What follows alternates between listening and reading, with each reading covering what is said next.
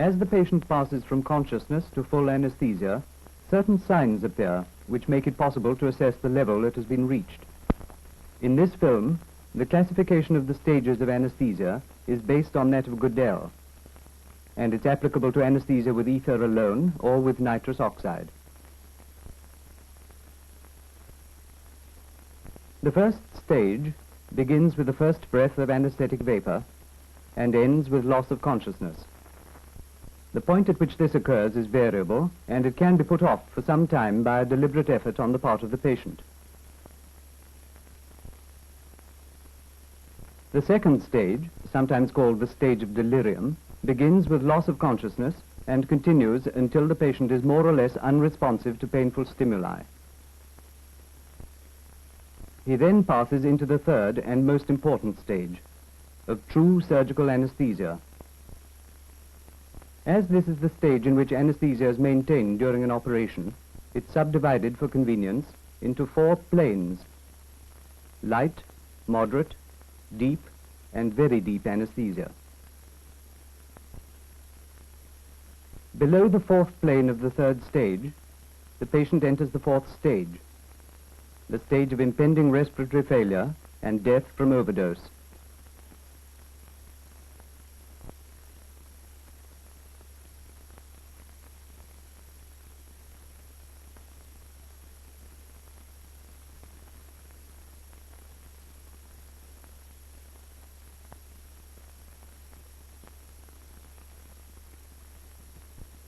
In the breathing column that follows, the vertical line represents time, and the diamond-shaped symbols represent the extent of diaphragmatic and thoracic movement in each breath. The breathing is usually regular while the patient is conscious, but it often becomes irregular during the 2nd stage. The 3rd stage is marked by the appearance of regular automatic breathing. It remains regular throughout the 3rd stage, though it changes in character and becomes shallower as anesthesia deepens. In the 4th stage, it becomes irregular once more, and even shallower, until finally it ceases altogether. Now we'll consider the breathing in more detail. On the left side of the vertical timeline, we represent the part played by the diaphragm, and on the right side, the part played by the thorax. In the 1st stage, as in normal breathing, the two work together.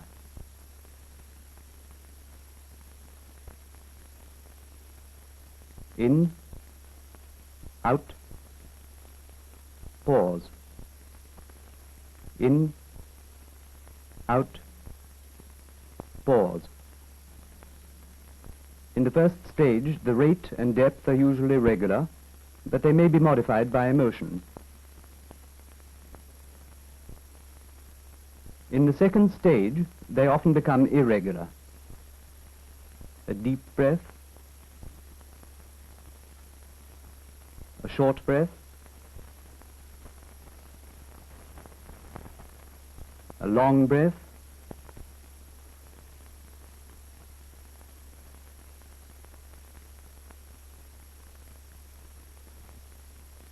and so on. With the 3rd stage comes regular automatic breathing. Diaphragm and thorax still work together.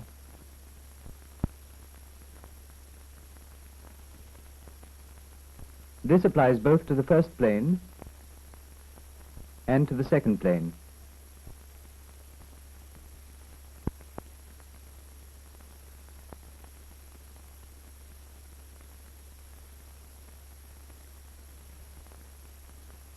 In the 3rd plane, the breathing, still regular, changes in character. The intercostal muscles weaken, and breathing is taken over increasingly by the diaphragm. We'll show each separately to start with. The diaphragm contracts as before, but expansion of the thorax starts to lag behind. Here are the movements together.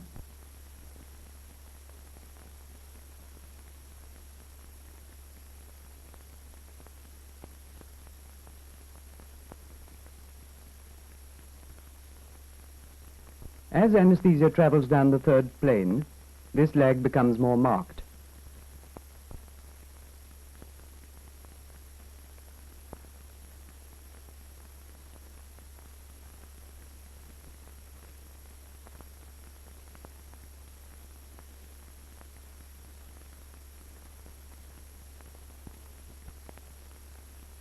Finally, as the intercostal muscles become fully paralyzed, the chest wall is passively drawn in during inspiration and passively pushed out during expiration.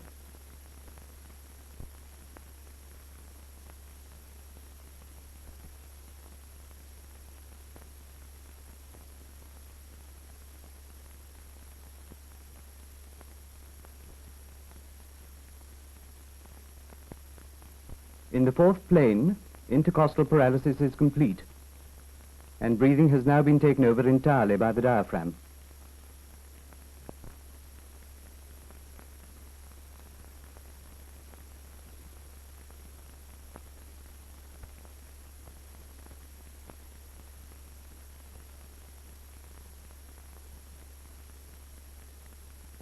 There may also be a pause between inspiration and expiration.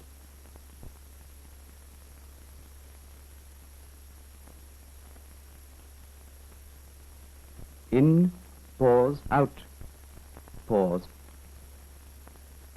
In, pause, out, pause. This is quite characteristic of very deep anesthesia.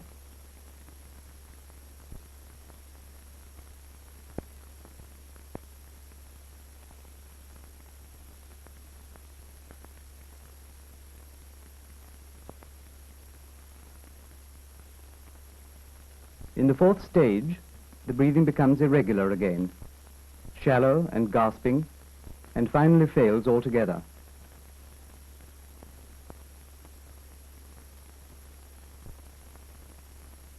Associated with the respiration are other reflexes which may affect the breathing. The laryngeal reflex is active from the start and becomes progressively dulled, disappearing in the third plane.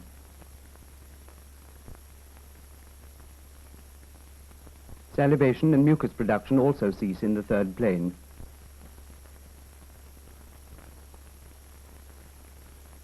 Reflex vomiting is most liable to occur at the bottom of the second stage, but not at all in the third stage.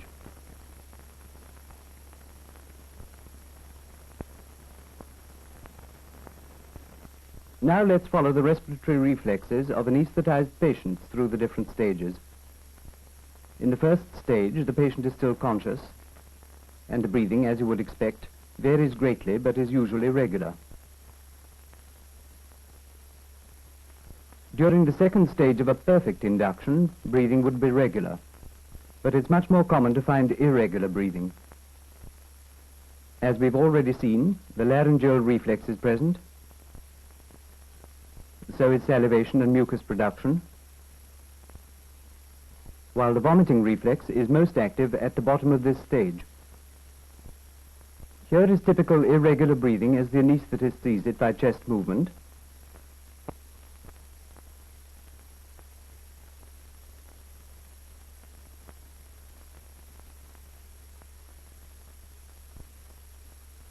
And here as it's seen by movement of the rebreathing bag.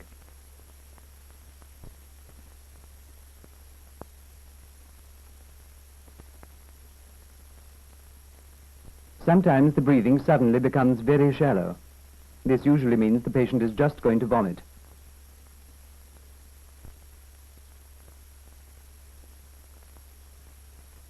Swallowing is frequent due to the irritant effect of ether vapor. Laryngeal spasm may occur in the second stage.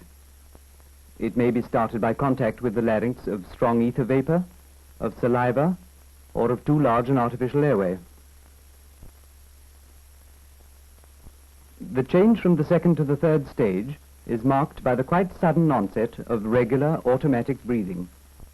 Its rhythm is so regular that you feel you can predict the time and character of the next breath, which will be exactly the same as the one before it and the one after.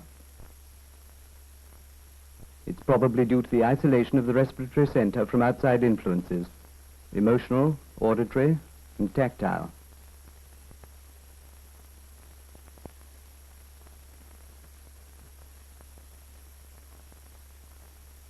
It's often deeper than the breathing that has gone before, and is of the same type as in normal sleep.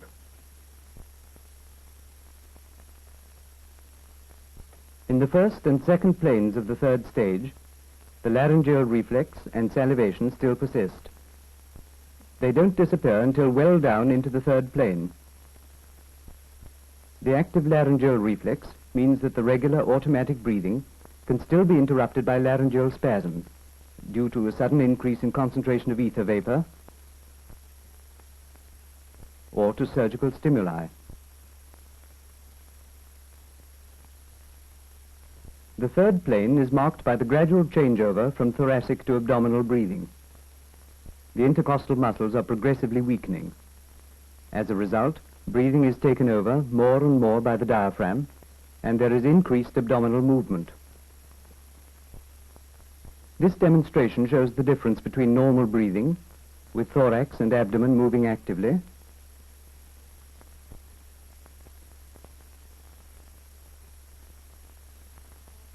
and full abdominal breathing with intercostal retraction during inspiration.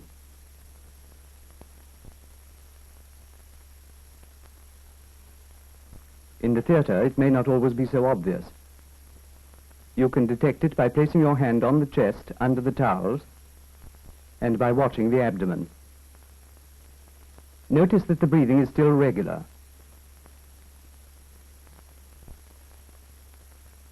In the fourth plane, intercostal paralysis is complete, and the entire breathing is taken over by the diaphragm.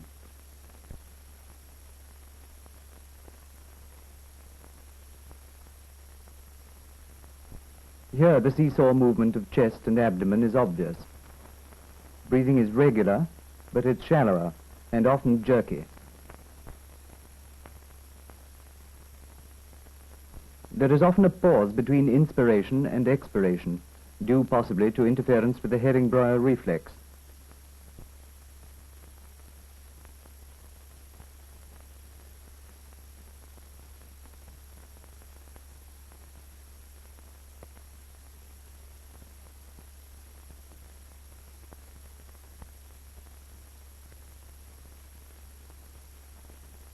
In the fourth stage, the breathing once more becomes irregular.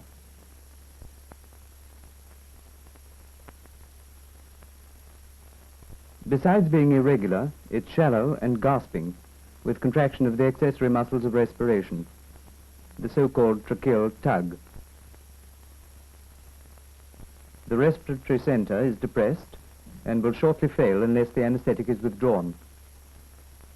Owing to the inefficient character of the breathing, carbon dioxide accumulates and cyanosis will develop unless a high proportion of oxygen is given.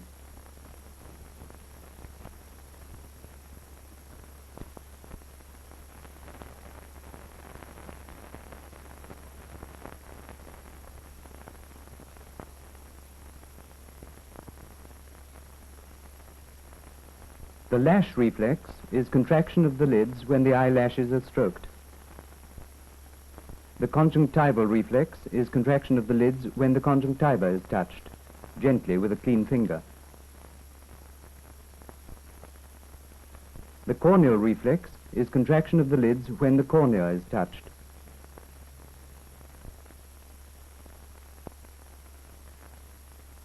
Before considering the other signs, let's summarize these three. The lash reflex disappears during the second stage of anesthesia, and its presence merely confirms that the patient is very lightly anesthetized. The conjunctival reflex is brisk in the second stage, gradually diminishing in intensity, and is lost by the second plane of the third stage. The corneal reflex is lost by the third plane of the third stage. Both these reflexes are very variable. While their presence confirms that anesthesia is above a certain depth, their absence means nothing. The next sign to consider is the position of the eyes and the eye movements. If the eyes are looked at in the second stage, they'll be found to be moving briskly from side to side or widely divergent.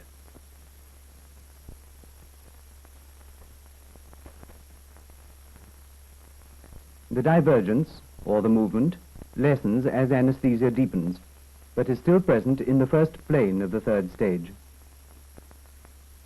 When the extrinsic muscles are paralyzed, the eyes come to rest in the center, and the patient has now, by definition, reached the second plane. Normally, they remain fixed and central from now on.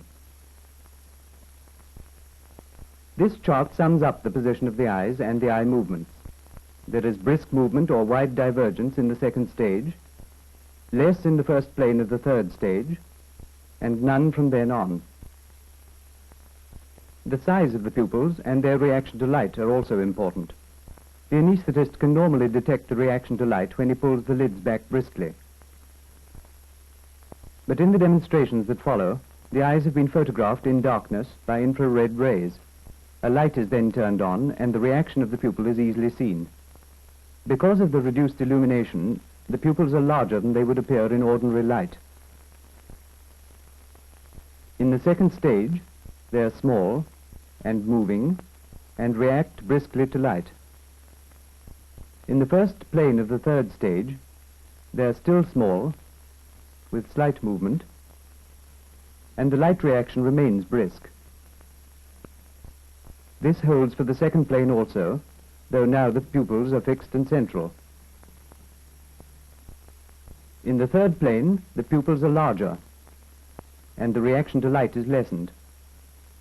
Notice that in spite of deeper anesthesia, this pupil is not central. This dilatation continues in the fourth plane, and as it's due to the gradual paralysis of the sphincter iris, the light reaction is now sluggish. In the fourth stage, the muscle becomes completely paralyzed, the pupil is fully dilated and no longer reacts to light. The fully dilated pupils of the fourth stage must be distinguished from a sudden dilatation which occurs in the second stage, if the patient is about to vomit. Then the pupils react briskly to light.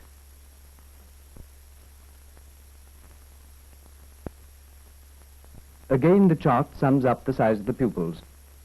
Small until the third plane, and dilating from then on. And the sudden dilatation in the second stage, if the patient is about to vomit. The light reflex is brisk in the second stage, and becomes more sluggish through the third stage, until it's lost by the beginning of the fourth stage. This composite chart shows all the eye signs grouped together. In the second stage, the lash reflex, the conjunctival reflex, and the corneal reflex are active. The eyes are moving or divergent. The pupils are small, except when vomiting is about to occur, and they react to light. In the first plane of the third stage, the lash reflex is lost.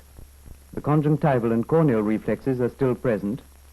The eyes are moving slightly or are divergent. The pupils are small and react to light. In the second plane, the conjunctival reflex goes, but the corneal reflex is still present. The eyes are fixed and central. The pupils are still small and react to light. In the third plane, the corneal reflex disappears. The eyes are still fixed and central, with the pupils slightly larger. In the fourth plane, the pupils are fairly widely dilated, with a sluggish light reaction. In the fourth stage, they are fully dilated with no reaction to light. In assessing the depth of anesthesia from the eye signs, remember that premedication with morphine or atropine will affect the size of the pupils. After morphine, the pupils will be smaller than normal. After atropine, they will be larger. A single examination signifies very little. It's change in size of pupils that's important.